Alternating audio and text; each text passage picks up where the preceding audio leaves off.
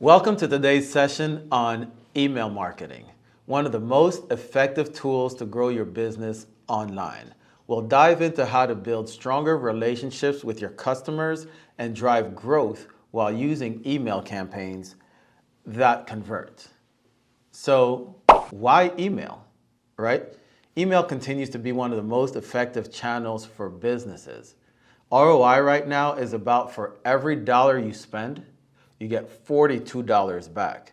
So it's not just ideal for driving conversions, but it's also great for nurturing relationships with your customers because it allows direct communication with your audience, right?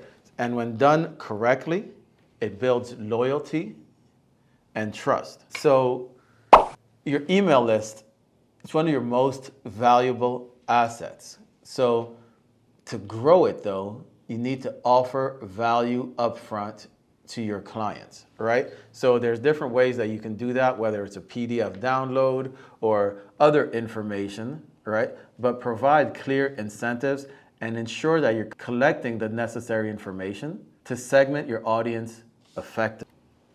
Now that you have your email list, right? You want to take that time to craft compelling content because the key to successful email is content that resonates with your audience.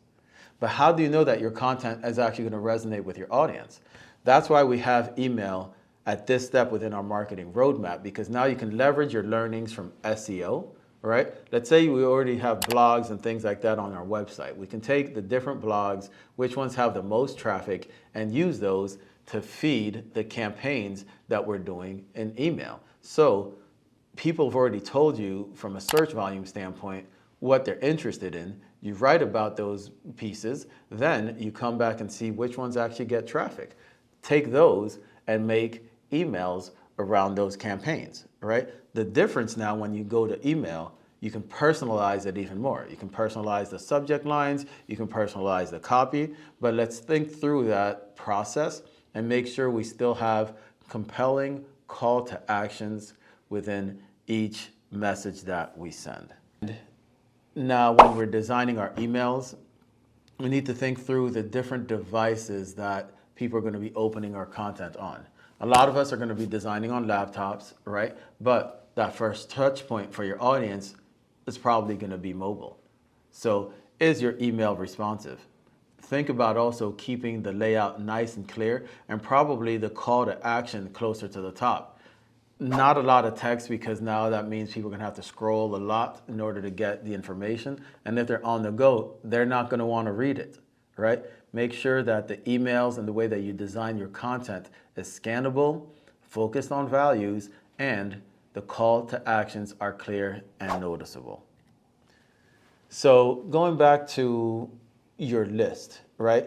We want to make sure that we segment our list. The reason we want to do that is because that allows you to, one, understand your audience better, but then also you're able to provide more relevant messages to your audience, right? Because now you can tailor content to different audiences.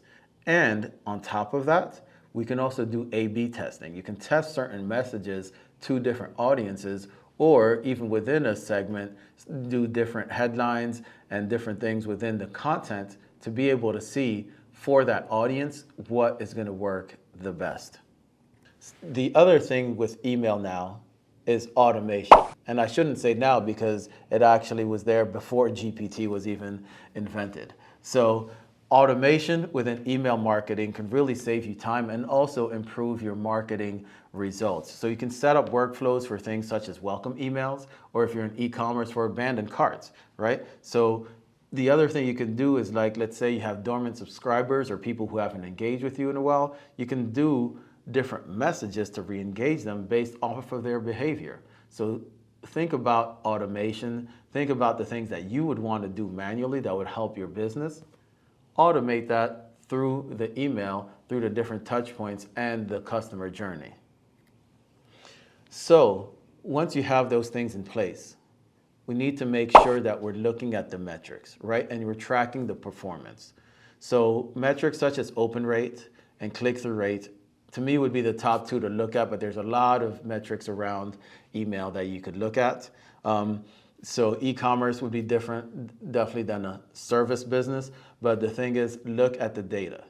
Also, when you're looking at the data, this is your opportunity to A/B test to see how that impacts the data, how that impacts your conversions, right? And also regularly clean your lists to improve things like deliverability, right? So you don't want to be considered as a spammer. The other piece is that most email providers usually charge you based off of the number of contacts that you have. So clean your list, make sure you don't have spammy emails, or if you have people who haven't responded or haven't opened an email in a while, drop them off your list, right? We want to make sure we're sending relevant messages to a targeted audience on a regular basis. Going back to really growing your list, right? Because like I said, it's a great asset. So we have pop-ups on our website, opt-ins, different ways to be able to grab emails there. Another thing to think through and be creative around is, can we run ads? What are other avenues that we can take to actually bring more information into our database and continue to grow that email list? So let's say you have an ad on Facebook, right? Instead of that ad just clicking straight through your website, it might be an ad where you collect name, email address, and phone number. And then that automatically goes into a workflow, and that can nurture that client into the sale. So let's think about this, really be creative, how we can grow the list so that we can continue to get in front of our audience on a regular basis. So takeaways. Email marketing is still a powerful tool if used correctly. So focus on personalization, automation, performance, but also leverage the learnings from other channels, right? By doing that, we'll be able to achieve sustained growth. But don't forget to continuously optimize the email strategy, and that'll help ensure your long-term success. So next steps for you, take the time. Define the goal. What means the most for your business? Think about, how do I want to segment my audience? How do I want to speak to my audience? What content do I have? What content have I created that they've already resonated with? Can I take that and bring that into the email campaigns to continue to speak to them just in a different channel? And also think about, what are the key sequences that matter to you as a business, and how can you automate that, right?